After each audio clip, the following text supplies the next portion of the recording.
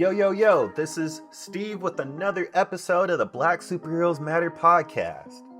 Today's guest, we have Shomari Simmons, and you can follow him at Shomari Designs or at Illyworld. Shomari is the creator, writer, and self-publisher of his webcomic strip, Lil Shu and Them, as well as a senior graphic designer.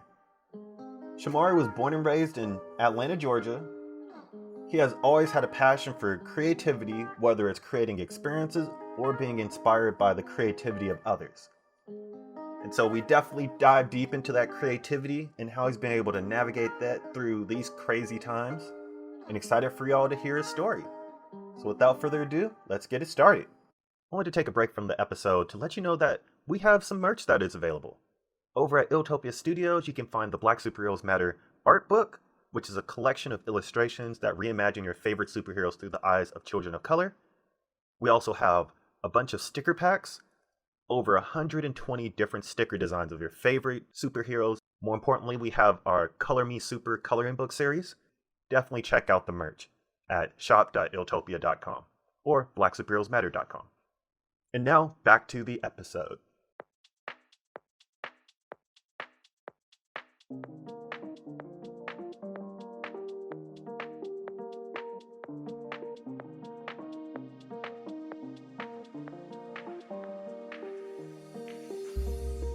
Again, thank you for taking the time to join me on the podcast and everything and talk to me. How's everything going with you? Been pretty good. Besides being kind of stuck in the house for long period of time with the COVID thing. Yeah. But so that's a change of pace. But it kind of gives me some time too to do other things, like kind of draw more, think about some stuff. But it hasn't impacted me too much financially because I'm still working, so that's pretty good. But I've been working from home for a long time anyway, so that's nothing new for me. Okay. Yeah, I think it's one of those things where, overnight, people that work from home really haven't changed much of their work-life balance, but people that tend to go to work, they've been just thrown awry. It's just like overnight, they're just like, crap, yeah. What am I doing with my day now? It's like, yeah. I just kind of get a kick out of it. Yeah, and then hearing about the kids, because I have kids, so that's the only difference is it's kind of a cool thing because when they get out of school, we got to rush and be like, okay, we got to be here at this time. We got to be here at this time so I can get back and do this thing or go back to work. So because they're all at home, it's like, nah, they're just at home, so it's no running around like we used to have to do. But yeah. But that's kind of different too, because you have to while you're working, hey, Daddy, I need some milk or I need some cereal, and you're like, hold on, here I come. So it's you're kind of doing double duty, being a parent and working at the same time. Oh yeah. So that's kind of it's like when I started working full time as a freelancer. Because I used to be a personal trainer. I used to, work at a burger joint, all these different places, and I would be traveling a lot. But once I started working for full time as a freelancer, it's like the amount of time I spent in my car just was like non-existent now. And so like I feel like I got all of that time back. I wasn't sitting in my car, so I could take my time. I could take a longer shower. I could do all these things that I appreciate now. On the flip side, I don't get as many podcasts done, so like I just have like all the podcasts that like I just started listening to. I just can't keep up with the amount of podcasts I used to listen to and audiobooks I used to listen to in the car. I just can't keep up with that anymore. I could see that happening. Yeah, that makes sense. Yeah. I know what it did affect me the most is because when I put out the coloring book for my webcomic, my characters, I had visited school, but right in February, Black History Month, right before, it really hit the COVID whole thing. So I went to a school and did a reading, and, that was a wonderful experience because it was, the kids were just so happy to see, kids that look like them in a coloring book. You know, they were like, wow, it looks like my cousin looks like me, looks like my friends and stuff. So I was like, this would be cool to kind of go to different schools, you know. And I met another gentleman, you know, in my town in Atlanta, and he worked at a school. And we connected right before the week COVID hit, where they were like lockdown, schools closing, and all this stuff. So that I had another opportunity, but then that was closed because of COVID. So yeah, that was kind of a disappointing with that, you know, trying to do these school visits and make those relationships with different schools and stuff. Yeah, So, yeah, yeah. it's you know, and you talk about, you know, sort of like getting into schools and everything, and that's what I think that's a big opportunity for, you know, a lot of black creators, you know, because it's a I think it's one of the paths of least resistance for like finding, you know, getting financial support and getting book sales is you get into the library system, you get into the school system. Yeah. If you could do that within reason, you know, your stuff has to be like, obviously has to Oh, be yeah. at a certain, you know, it has to, you know, meet a certain test to get into that market. Yeah. But if you're, you know, if you're in the space of just trying to tell stories with, you know, with the diverse range of characters and show character growth and have like messages behind your stories, I mean, those are the avenues that, you know, people can find a lot of success in because, you know, they're very supportive of, you know, and if your kid goes to the same school, is in the same school district, you know, like there's opportunities for a lot of growth and a lot of support in those areas, you know, and it's kind of crazy Yeah. because, you know, me, I never, like growing up, I never went to like a school library.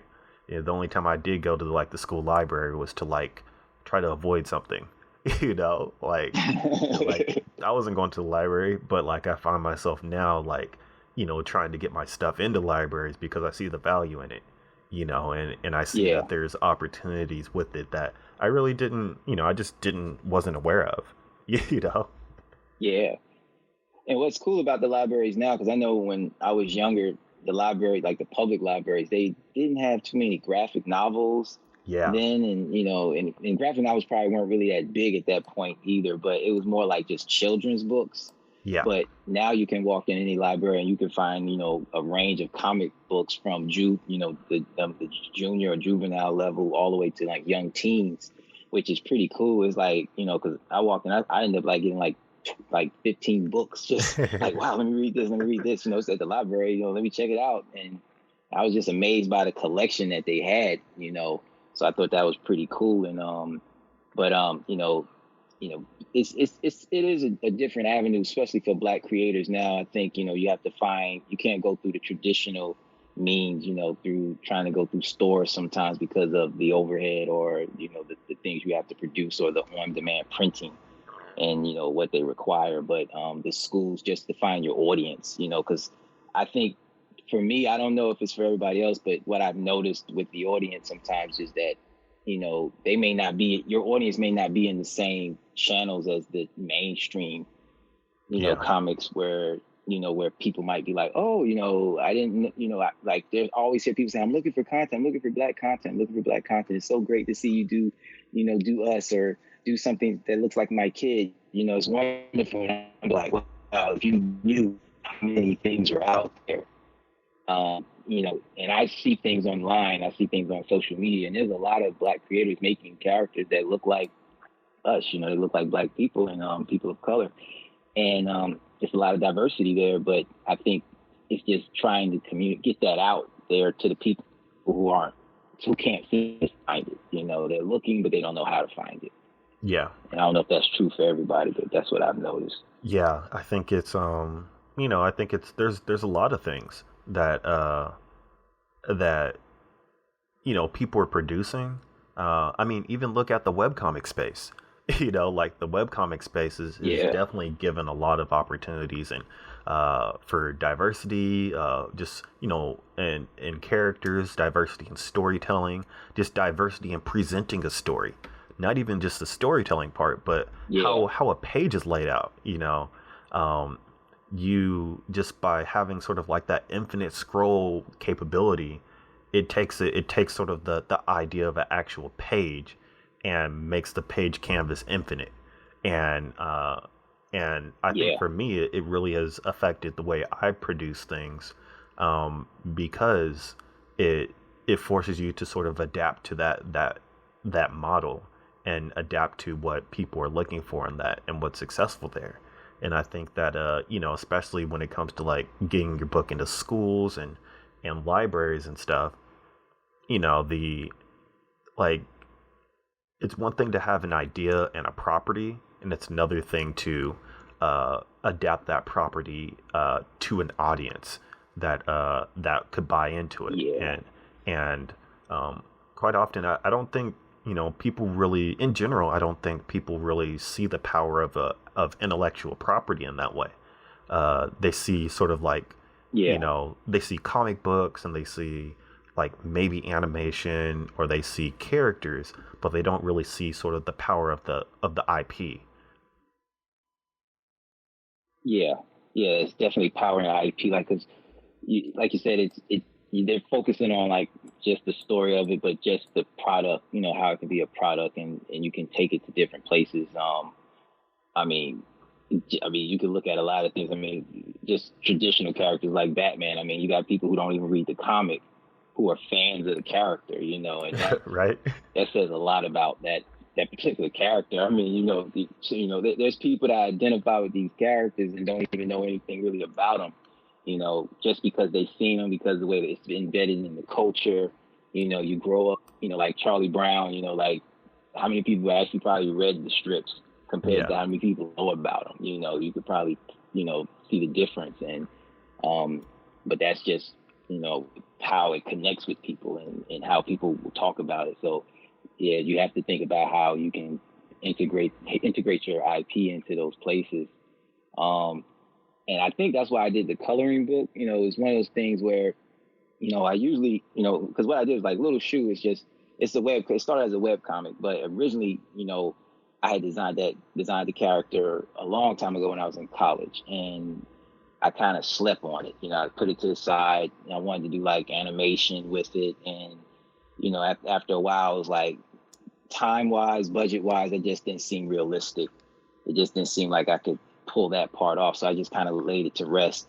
And then I got this urge years later. So I started back up in 2016. Just look at the character, looked at all of them, dust them off, revamped them, and started just thinking about ways to how I can tell these stories in my head. Like I want to get these stories out. So I figured a comic strip would be something that is more realistic as far as my schedule, my work schedule, something I can do and put together. And that's what I did. So I, decided to do a web comic strip, and I could tell short stories and really hone in and try to work on the characters and develop the writing and develop the character arcs and try to really dig deep and build the character up. So that'd be like real practice to kind of see how these characters can grow without trying to do something massive and be like, oh, this is just too much to do, be overwhelming kind of thing. Yeah, yeah. Everybody wants to make their own Marvel universe, but it's going to take a lot of characters and a lot of pages to do that. But Yeah. sort of starting off with something simple and then going from there. I think and I think that's where you sort of start to understand sort of like your workflow and your process for creating. Because for me, I got my start by making a like a web comic. I got like a web comic for teens book when Borders was still around, and I read that, figured out what it was about, and I think I was making my web comic back in 2011, and so this is when like Tumblr was still around. Well, Tumblr's still Yeah. around, but like when Hmm. Tumblr was really big for like web comics, and people were making stuff on like WordPress. And people had like those WordPress Yeah. comic book web comic pages, and so it was really sort of and I was working for the school newspaper because I went to I played football at the University of Hawaii, and so one of the ways around getting around like the NCAA and like pay for play and all that stuff is if you work for the school, you can make however much money you want, and they can't fault you for it because you're working for the school. And so And so I Oh, ended up doing like a comic strip there, and it's sort of just like getting used to the workflow and the time demands, and how to like pace my time so I'm not working for $3 an hour and all that stuff. It has definitely, sort of like helped me progress in that way. And so it's yeah, like starting small. Start small. After you finish your 100th webcomic or 100th comic strip, you have a certain level of expertise that you could explore now. And hmm I don't think there's nothing can take that away from you at that point. Like nothing can take away that experience and just the sheer amount of work that you put in and time and effort into your craft. Like it makes sort of like animating a 30-second scene at 24 frames per second. It makes that not look as daunting. It yeah, like yeah. those things start to, the like the hurdle to climb over doesn't seem as high uh, after you go through and you hit certain milestones. Yeah, exactly. Yeah, and I hear what you say because at first it was a struggle, like in the beginning, just to because I had stopped drawing for a while because I had went through some, because I had a best friend and we were real tight and he had passed away and we were like partners with as far as like working together. We had like a bunch of ideas, just we grew up together and stuff like that. So when he passed away, I had to just take a step back because it kind of just, I think I was just pretty much a little depressed and then something just kind of came back into me, like creative spirit that kicked back in. And, so that's one of the projects I said I wanted to start working on again and just, start doing that. And so, yeah, it was like really kind of just shaking off the dust because I was just kind of doing graphic design work, just focusing on graphic design, doing my daily grind at work, just, every day just kind of going in. And but I'm around a lot of creatives that work in comics and a lot of friends that do it, and they're doing like I got a buddy do his own web comic, and then another guy I grew up with does his comic, and he's been doing his thing. And I was like, like, everybody, when you going to do something? When you going to do something? And I was like, I gotta see, instead of just trying to wait for the perfect time. And I just said, you know what, just do it, just pick it up and start, and that's what I was doing. So Yeah. yeah, so it's been an interesting ride and so like yeah, and so when I decided to do the coloring book, I said, well, I think that was a good way to introduce the characters to people, to kind of promote the web comic in a way and promote the characters. So I did a bunch of drawings doing Inktober, and Inktober that was so I figured Infamous instead of Inktober. just doing drawings, yeah, infamous Inktober. So what I try to do with Inktober is I try to use it as a marketing vehicle Yeah. as well, not just to put a bunch of drawings up. So I try to do my own theme and not follow the prompts. And I You decided just to do say all I'm my gonna just do characters. something. As long as I Oh get yeah, I go 31. rogue. Yeah, as long as I get 31 days, I'm good. I'm good, yeah. And so I haven't really missed one yet. I've been doing it since 2016, so I haven't missed one yet. So Oh I just said, dang. let me do these ink drawings, and I did Little Shu drawings of them, just basically showing their personalities. And I didn't think about a coloring book when I was doing it. I was just doing these drawings, and I had this style, like this way of like, okay, they're all being the same setting, same background, and they're all doing something in their neighborhood because it's all about the neighborhood with them. So I did that and then I, thought about, I was like, this would be an interesting coloring book, and I could put the descriptions and kind of, write about who they are and what they do. And, I put it up on Amazon and, designed the cover and then put it out there on Amazon. And I started getting a lot of feedback and, from people and, promoted it on social media just a little bit. I said, I see what's just out there. I wasn't thinking, nothing fancy or anything. I was just like, I'll just put it out there. And my preacher reached out to me and like, hey, I like this. I love it. I like this. This would be great for Black History Month. Like, do you like? Can I get this book? If I got a school and I adopted a school, and I think this would be good. I want to buy your books and give it to the school and stuff like that. And then other people start seeing and reaching out and just saying, thank you. My son loved seeing someone that looked like him.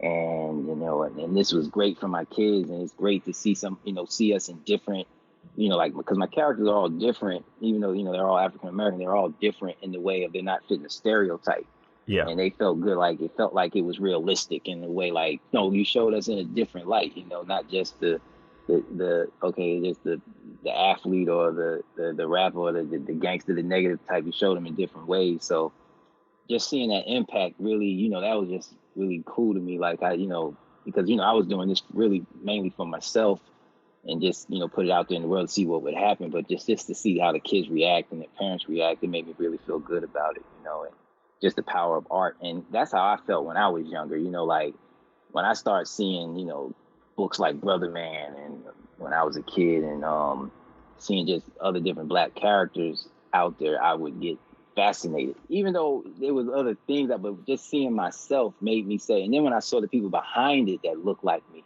like this guy looks like me. He's older, but he looks like me, and he's doing this. Yeah. And that was impactful. And I think it's important. Representation is just important. And so, that's why I wanted to really do something with kids. I was inspired by, like I said, I was inspired by Boondocks, inspired by Peanuts, and I just always was interested in that type of storytelling where you have a gang of kids or a gang, like, a group of kids like Fat Albert. That was always fascinating to me. And I like the comic strip medium, with that, and telling those short stories and being funny. So that's pretty much what I'm pursuing with that. And hopefully to get enough volumes of it to where I can do a printed book.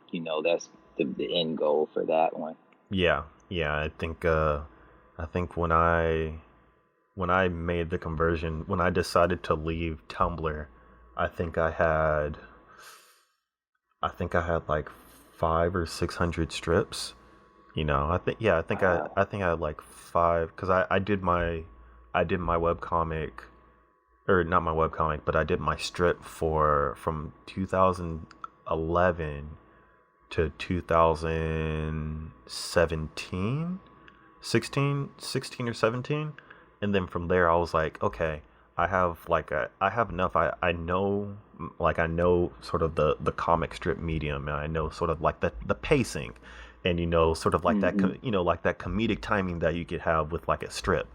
It's like, give me 3 panels, I know what I could do. Like, I know what type of joke or story I could tell with that. Give me 9 panels, I know what I can do with that. But then I started thinking, like, what is the world? Like, what is, like, for me, I tend to gravitate creatively. I tend to explore areas that I just don't often see like Black people exploring. And so, for me, it was adventure stories. Like I'm a big fan of like Dragon Ball Z and Naruto. And so, like, for those, it was just like the power wasn't because, the power wasn't in the necessarily like the characters, but it was really in sort of the breadth of the story and how the characters sort of drove the story and the narrative forward. To where you see Naruto and everybody hates him, and then by issue 500, he's like the leader of everybody. And so it's like, I really wanted to. I didn't want to see like a limited series like you get with like Marvel or DC, where you'll get like a 20 issue series and then like they cancel it, or like you'll get a 10 issue series and they just cancel it. It's done. I was fortunate enough to we're fortunate enough to see like these these manga series and all these series that are going for what, decades. Like One Piece is what, on like 700.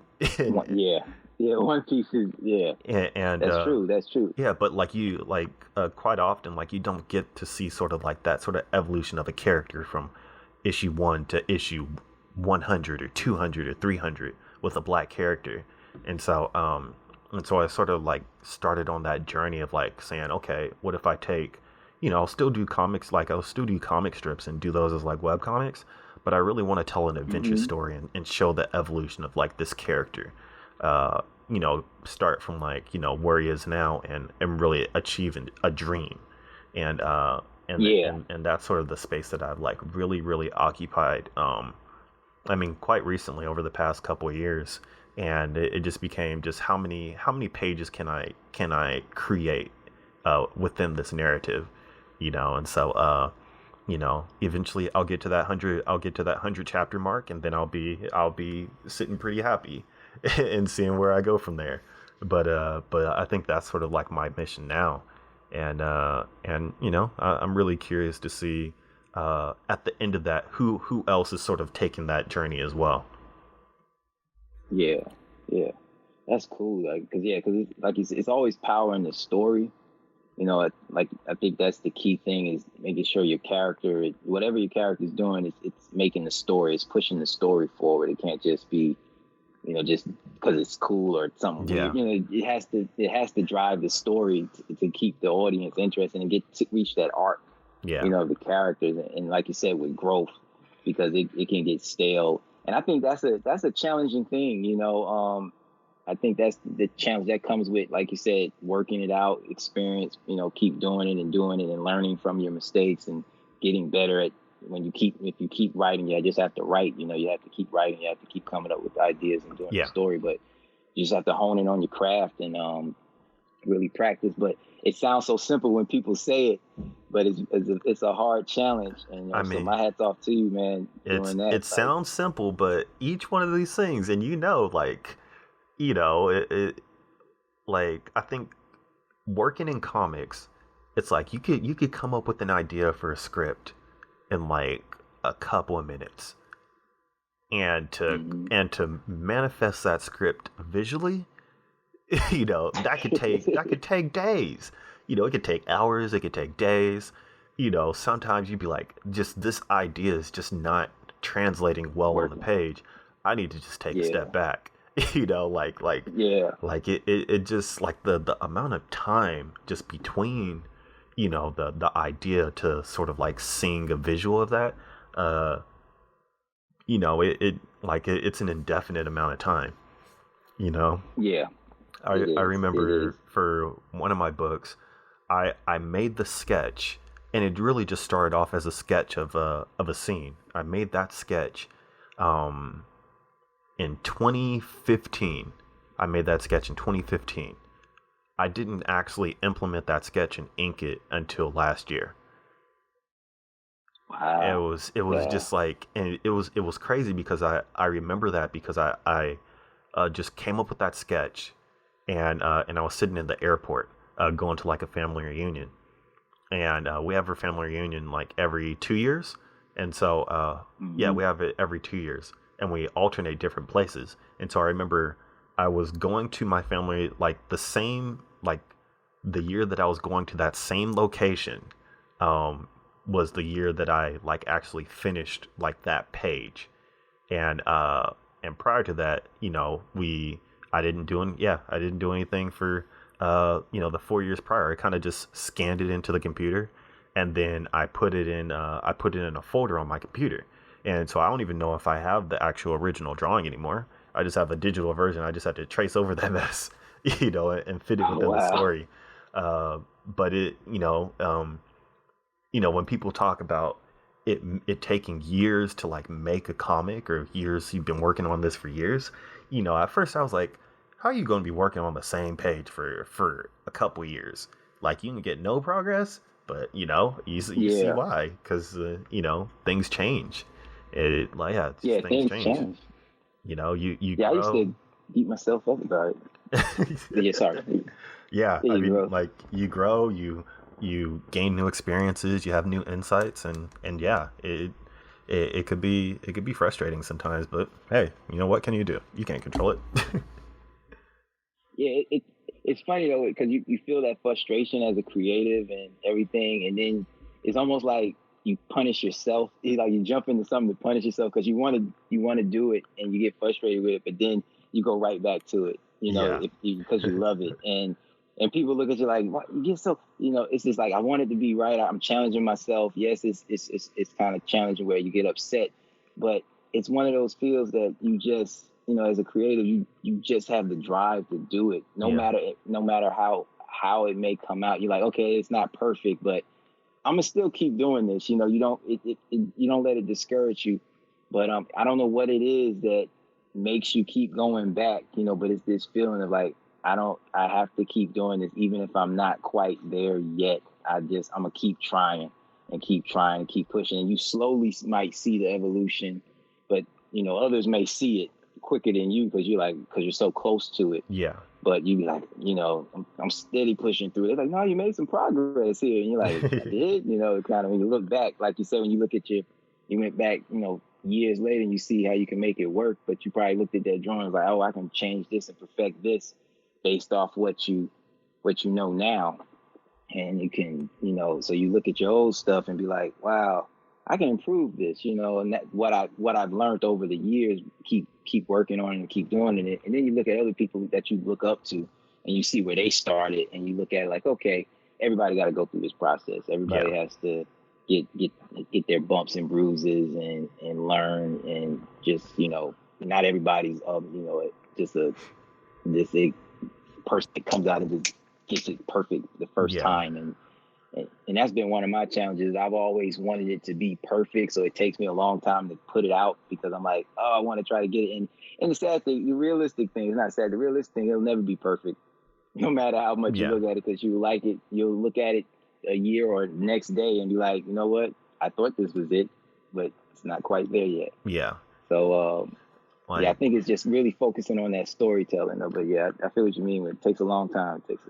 Man, I think the worst feeling, I would say, like looking back at my art and everything like that, that doesn't, I sort of appreciate that because it becomes more of a time capsule of like, oh, okay, this is, I remember when I was at that point, but what gets me is when I find a typo. When I find a typo in some of my old stuff, I'm just like, oh my gosh. Because like like you said, like you get so close to it that like, you'll read over it 20 million times and not see that you had 3 E's in read. It is just like, man, like, how did I not see this? Like, exactly, yeah. That's what it gets me. That's when it gets me, especially when I know that like at a convention I talk somebody into buying this and they got like 12 typos in it. I'm just like, oh my gosh. Yeah. I did that with the coloring book. I just kind of rushed it, right? Not really rushed, but I proofread it. And then, I was like, so then when I got the call for the school, I said, I might need to look at this again. I was going to a school, so let me look. So my wife looked at it because she's good with the word. She's really good at that. But at the time I wanted her to look at it, she was real busy. So I couldn't get her looking. So that time I was like, hey, I got the school interested. Can you take a look at it? And when she went through it, I thought she might find a few things, and she found a couple of things, like restructuring. I was like, whoa. I said, well, let me take it down and put it back up, on Amazon, which is a cool thing. You can just put it right back, you can update it. It'll update within 24 hours. So I had to tell the guys, hold off before you purchase, because I don't want a bunch of books going to a school where the teachers be like, what is this? This fool's all what is he giving our kids? Yeah, like, this is not going to work. Did he proofread this? Like, he should have proofread this thing. So, but yeah, you see those little things. Like, sometimes I'll be like looking at my drawings. Like one of the strips I look back at, and I saw where I missed the spot, art-wise, visually. I was like, man, I see right there. I missed that color right there. Like, it's not the right, I just overlooked that when I did the flats, and it was like, man, like, then you're like, it's already out there. But the cool thing about digital, though, you can always update it, Yeah, you can always update it. But once it goes to print is like, that's it. Oh, man. Just, hopefully you didn't print 5,000 copies. That's just what it comes down to. Yeah. It's just like, and, I've become less hard on myself once I realized that, major publishers have the same problem.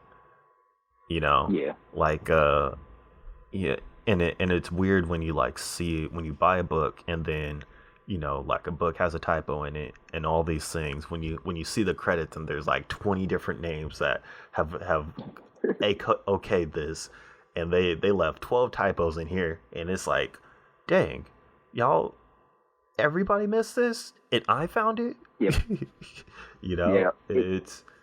happens. We're human. I mean, even because in the graphic design world, like, that's where I've worked in the world too. Like, the graphic design, you see that all the time. Like, we could have a document go through 5 or 10 people, and they're all looking at it, and then you get to the final stage and you get it out there, and they're like, somebody who didn't look at it at all, never was a part of the project, sees it in the last hour and like, oh, there's a typo here. And you're like, well, it's too late now. Like, Like, and then they all start looking, who didn't see it? And they look at the graphic guy.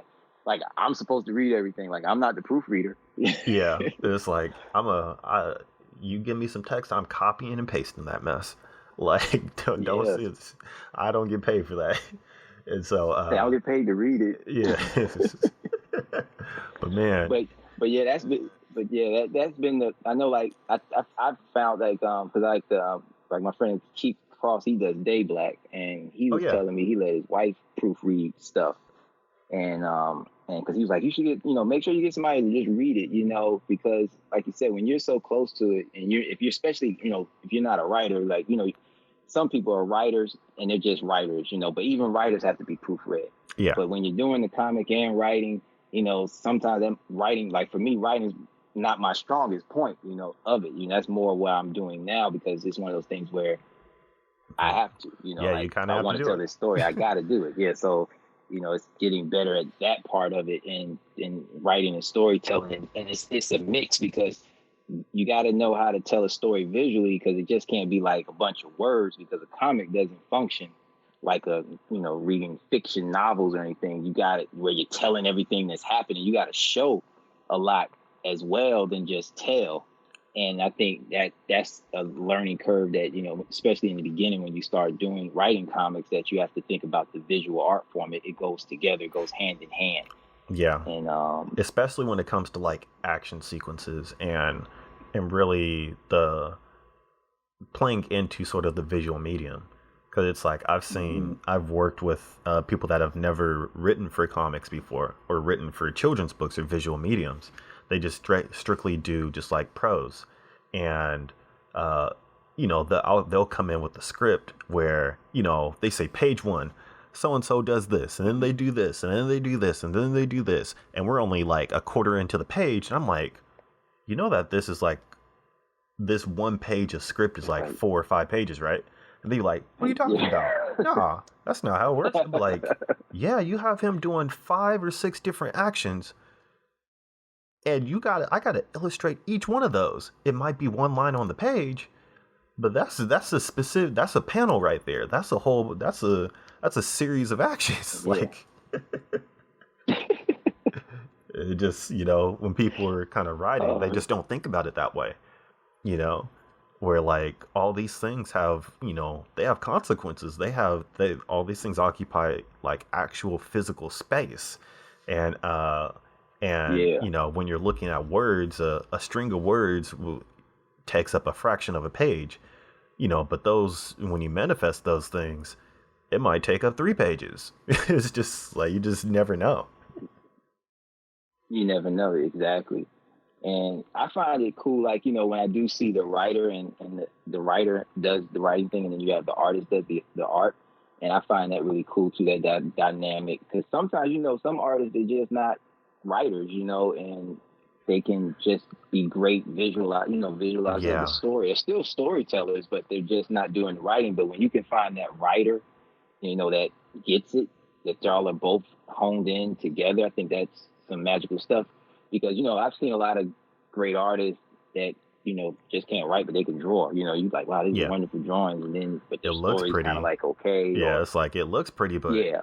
I'm just here to look at the pictures at this point, Yeah, just look at the pictures. So, but when you can, so, if you're fortunate enough to be able to find a writer or find someone that wants to write your stuff, or come, work with you to develop stuff, I think that's always cool and good too. So I think everybody should try to play to their strengths, but don't let your weaknesses hinder you from creating. You do what you got to do, just to create. But, if you can find a way to, polish up the things that make you a little weaker, I think that's always good, because it's all about growth. Yeah. And trying to just, produce the best quality thing you possibly can, that's, and that makes sense for what you're trying to do, Yeah. And it's just like, if you really want to make a comic book or a graphic novel, and you have no drawing skills whatsoever, you can always go into 3D, because you don't have to draw nothing. You just need to get your models and set up your scenes and just move the camera in certain places. And then you can trace that mess. You literally don't have to know, you don't have to have any drawing skills whatsoever to do that. It's, and I think a lot of, popular comic book background creators, people that make really good backgrounds, they build all their their city scenes and everything in 3D, and then they just trace over it. Yeah, I've seen an anime. I don't know if he worked for. I forgot which we worked for. I forgot who it was, but it was he did backgrounds, and he went out. He would take pictures of scenes, just scenes in his area that fit the story, and he would take a picture of that, and then of course embellish it and just really go to town. But he had that. They already had the basically perspective. He already had all that mapped out, so he could just go in and focus on how it needs to look.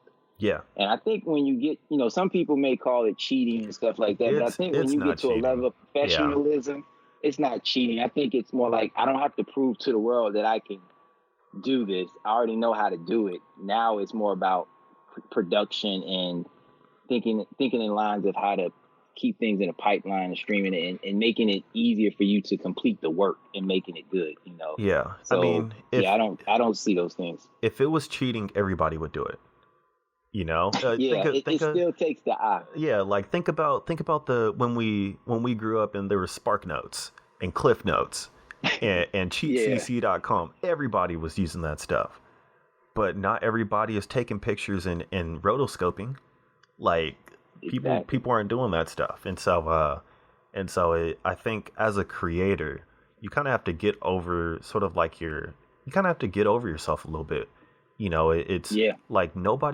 Nobody cares if you spent 12 hours working on a background, because, within a comic, they're probably going to look at that as just a regular panel, like everything else. And they're going to look at it they might appreciate the level of detail for 30 seconds. And then they'll get back to the word bubbles, and then they'll move on to the next page. That's what it is, And so, exactly. And so you can bog yourself down with, this needs to be authentic, or this needs to be real to scale, or this needs to be a pure creation from my mind. But really, it's all about the story, that's exactly it. There's plenty of beautiful animations and comics that have horrible stories, and we just don't hear about them anymore. You better off just being a cover artist, because you're just good for a picture. And then you see some stuff that's okay, visually, but their stories are so strong that it works, and you okay, I'm buying into it. And then and I always heard, I've always seen the guys, the professional dudes, they say storytelling is just an illusion. It makes it everybody knows when they go to the theater or when they read a comic that none of this is real. Yeah, it's just when you give them that believability that they're going into a place, and you're telling the story well enough to where they can just fall for it. It's like they want to be tricked, but you got to lead them the right way to believe that it's happening. Yeah. And it's I think that's why when you look at certain things, you're like, well, that's not drawn the same way as this, but this is better. And you're because it's not just about the art, it's all about how all that works together and how you're telling that story. And story is king. And I really believe that. I think that's for everything. And so that's what I try to improve on really the most, is just, the story aspect. And I try to think about that before I even start drawing. I try to think about what is my character doing? Why is he doing it? And how is this interesting? And how can I make it interesting? Or how can I put a twist to it to where it doesn't, to make him feel, where it's not just a normal, it's just like everybody else. What's my part that I can add? Because I think that's what makes creativity so unique about us, is that everybody can bring something different to the table. Even if they don't know it, there's something about your background, something about your life, things that you think about, something that you do that really can add value to your creation, because then it's coming from you, if you get what I'm saying, it's your perspective. Nobody can be in your head. They can be similar, they can be alike, but nothing could do see it how you see it. You know, if you got the Yeah. opportunity to write or tell a Mickey Mouse story, I'm pretty sure it's going to be different than anybody else who told a Mickey Mouse story, if you get what I'm saying. Yeah. It's like you bring something different to the table. And I think that's what's so cool about it.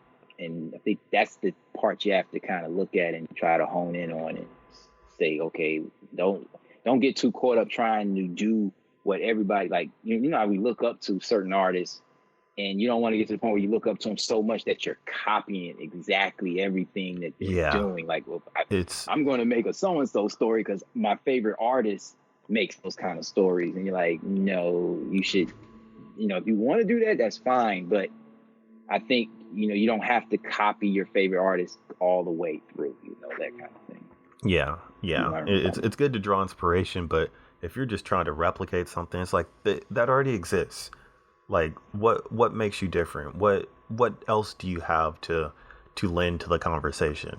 You know, where's your voice at? And you know, it's like there's singers, and then there's wedding singers. You know, like that, like if you just want a karaoke experience, I mean, cool, you could do that. You know, if you have the technical skills, you could replicate what people want, and they like you because you're cheaper. Cool. But if you want something original with full creative control and you know, sort of that esteem that comes with it, then you know, that's a different route.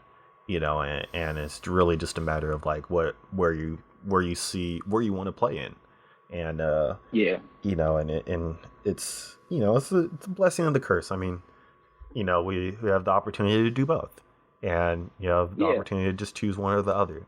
And you know, I think that is kind of the choice that we are fortunate to make.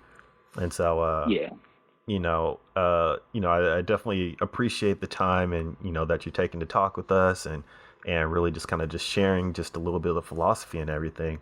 And you know, what project are you like most excited about that you're working on right now? Right now, I'm thinking of like what I'm working on, just taking the Lil Shu characters to like a children's book level, you know. But I'm still working on the web comic strip, still producing that, kicking that out. But I really want to like kind of put it in a different medium, just to see how I take it, just to grow it in a different way.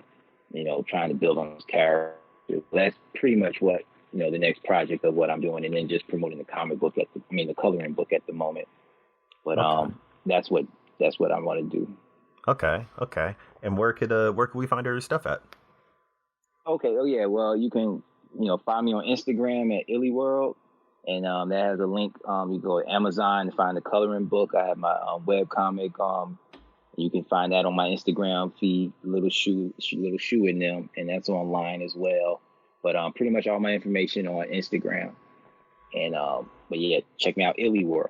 That's where I post a lot of things. Post a lot of post about the comic. I even preview. You see some sketches that I do. I post a lot of the things that I you know, the behind the scenes, what they call behind the scenes, I guess you would call that, but like all the production stuff, the sketches. Yeah, the process work. Yeah, process work and some fan art. You know, I even like take Lil Shu, where I take those characters, because he's a big cosplayer. The character, he's a cosplayer. So what I do is I have like a bunch of cosplayer characters of him, where he's dressing up like, you know, his favorite cosplayers. But it's not in the sense of where I didn't want to do it where he looks like he's another version or style of the character. He's like a kid cosplaying like the best he could. Like, he may have the T-shirt that he got from Walmart wearing the mask, you know, and he still got his jeans on. So that's his way of trying to cosplay as best as he can, that a 13-year-old could, whose parents ain't gonna just buy him a whole bunch of stuff to build a costume. Yeah. You know, so that type of stuff. So but yeah, so it's still in the working phases, you know what I'm saying? Still building out the stories, but that's pretty much, and I'm thinking of moving it to webtoons, because right now it's on its own site. Okay. You Google Lil Shu in them, you can Google that. And but thinking of moving it to webtoons, you know, once I get the catalog a little bit bigger, because from what I've seen with webtoons, it's best to really have a series, and you can kind of keep it going, feeding that audience, you know, once you build that audience, so it can keep growing. Because if it gets stagnant, you know, we're in an age where things got to be quick.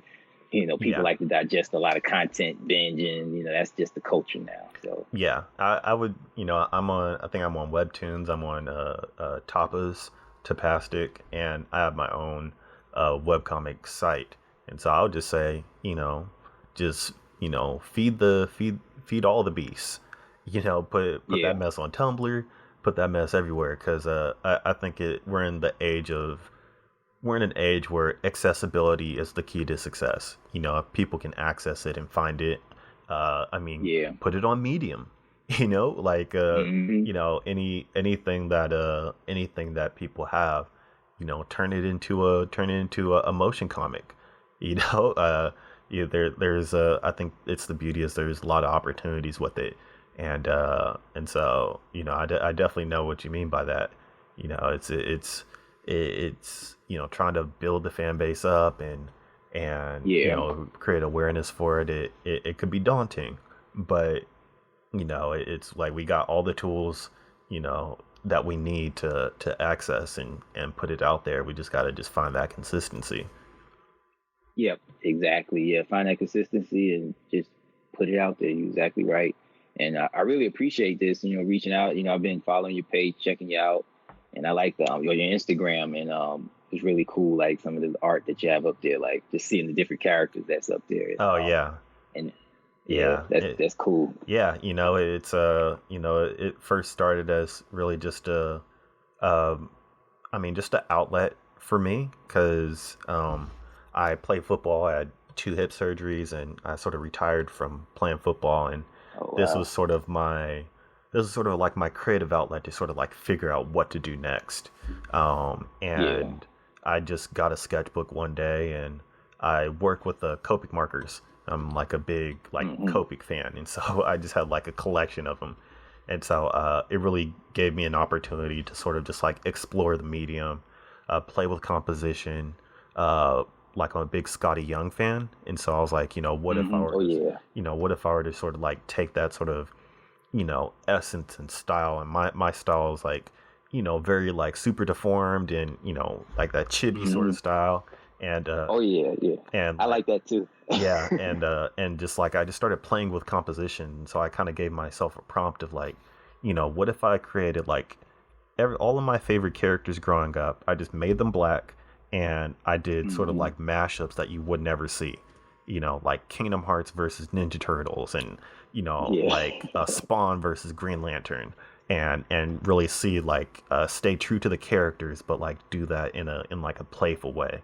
And so I just like continued to I just made a whole bunch of those, and then before I knew it, I had just like 100 and something illustrations, and was like, well, crap, I got enough for a book. Let me just do that. And so I just like, and Yeah. I sort of just like explored it in that way. And then, I just kept creating and creating and creating. And then now I, have a podcast for, that is, sort of like in the area of black creativity. And just I'm fortunate enough to talk to people like you, that are, really just in that space and contributing to it in a meaningful way. And so, I'm just, I think I'm just pretty fortunate right now, especially now, where like it's very hard to meet new people. and Yeah. and so, Yeah. Definitely. I'm kind of fortunate in that, I get to talk to people I've never met before all over the country at this point. and, Yeah. really connecting on such a, on such a meaningful level in this creative space. And so, it's definitely inspiring, sort of seeing that I'm not the only one, sort of like navigating this space and trying to figure stuff out and creating Yeah. in meaningful ways. Um, because quite often, when I got into it, I thought I was like the only person. I was the only person that I knew in my group that was doing this. So, and so it's good to see that like I'm not the only one. The joys of the internet. You realize that you have Yeah. community. Exactly. Exactly. Yeah. That's the cool part about the technology. You get out of your backyard and you go on Instagram or even Facebook, whatever, all these social media platforms. You're like, yeah, I see people, and they're doing it, and they're just like me, or they're or another level, but it's still tangible. Like you're able to speak to them. We're in an age now you can speak to your favorite artists and get to meet them, and end up building relationships sometimes that way, and you might discover a friendship. So that's what's really cool about that. But yeah, but yeah, you said Scotty Young. That's one of my guys too. I like it too, man. I love his Oh work. yeah, Yeah. man. Scotty, I would say I really need to get the like the Wizard of Oz like omnibus, like I the got it. collection that you got it. Oh, Oh my I don't god. have the. I got different ones. I got the. I bought them while they were individuals. Oh okay, so Grabbing different books. So I got. Yeah, okay, yeah. yeah, because I've they're been. selling like Yeah. the omnibus, and that thing's like I think that thing's like I've seen. $70 or something, like 60 or Yep. 70. Yeah. And so I've seen it. I Yeah. was like, dang, I had to get that. But it's yeah, like he's been a big inspiration for me, and just sort of just the way, just the amount of stuff he's able to just crank out, and his style is Yeah. just it's great. And so we just need Yeah. we need a black person like that. Yeah. Yeah. Yeah. Yeah. Like what he's doing. Yeah. But yeah, I think they're out there, man. Oh But yeah, yeah. yeah. But I mean, yeah, they like out there. instantly. And so, but yeah, I really appreciate the time and just giving us an opportunity to sort of like learn what you're doing and really just your creative process and yeah, just a great conversation. And so, I think we'll call it a wrap from there. And if All there's right. anything else you want to plug, feel free to right now. Otherwise, we just call it from there. Okay, well, you can go check out the coloring book on Amazon.com. It's called Little Shu in Them. It's a coloring book. It's on Amazon. If you got Prime, free shipping, so that's a bonus. Also on Instagram at IllyWorld, and you can find me all my channels there. And but thank you for the opportunity to meet with you. And you're a cool guy, man. Really like talking to you and everything like that, and like what you're doing. Love the podcast. I was checking out the other ones you put up. And real interesting stuff, man. I hope you keep pushing this through, doing more of them, because I'm into podcasting, so I really like that. And let you know, this is my first podcast, ever with someone. So this is like the first one for me. So this is pretty cool. Hopefully there's many more coming down the pipeline. Yeah. I think the funny thing is, the past 5 people I've had on the podcast have said that same thing. Where like, it was the first podcast, I was like, yes, I found the avenue for opportunities. Yeah, so man. it's but yeah, for me, it just I didn't expect to have such a a buy-in on this project, because I think when I put the call out and everything, I got like 30 something responses. I was just like, oh my gosh. Wow. This is, and then I thought like, oh, this is supposed to be a weekly podcast. Now it's a daily one. Interesting. Wow. Yeah, and That's cool. so it's it's a good problem to have. It's a good problem to have. Yeah. And so Yeah, that's a it good just problem. tells me that this is a good thing to pursue, especially right now. And so Yeah. glad you were a part of it. Hopefully you get more podcasts coming down the pipeline for you as you start cranking out more work. And it's just great to see people just doing stuff, and being creative and sort of taking the medium of storytelling and gaining control of it.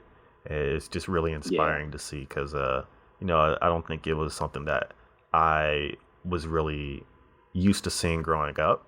I played football, and we know that whole dynamic with black kids and playing sports and how that sort of ends. Yeah. But really in the creative field and being creative and using your mind to connect with people, I really didn't see that. So I'm glad to see that like there's a community out there that's doing just that, coming up with ideas, making up stuff, and impacting people with it. And so it's just I'm just fortunate. So I really appreciate you taking some time out of your day to drop some knowledge on us. And just be safe, be healthy, and we will be on the lookout for you. I appreciate it. Same to you, man. Thank you. Oh yeah. So with that, let's call it a wrap. All right. Yep. And so Cool. have a Thanks. good one. Be safe, be healthy, and I will, we'll catch up with you later. All right. Have a great weekend, man. Oh, Thanks. yeah. Same to you. And there we have it. That is another episode of the Black Superheroes Matter podcast in the wraps. Again, the purpose of this podcast is for people to get exposed to a variety of different things that Black people are creating in the arts and entertainment industry. The goal is for this podcast to bring light to all those and those creators, because as a community, we have the opportunity to skirt some of the problems that we've seen in this day and age when it comes to expressing Blackness. And so if you love this, definitely check out the more work that we're doing. Go to @BlackSuperheroesMatter, or you can go to blacksuperheroesmatter.com to check out the blog and the write-ups that we do on these guests. And if you're so inclined, feel free to support my work at Iltopia, where we have the Black Superheroes Matter art book, the Black Superheroes Matter sticker packs, and even coloring books, activity guides. And so if you want to check that stuff out, check it out at shop.iltopia.com. It's all Black owned. I might add, they're all handmade products, and they're all made with love for the community that has really given me the opportunity to find my place in this world.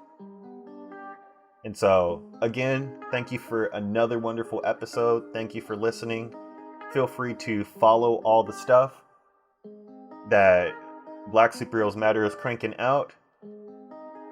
And excited to share another wonderful guest with you on next episode. So without further ado, thank you very much.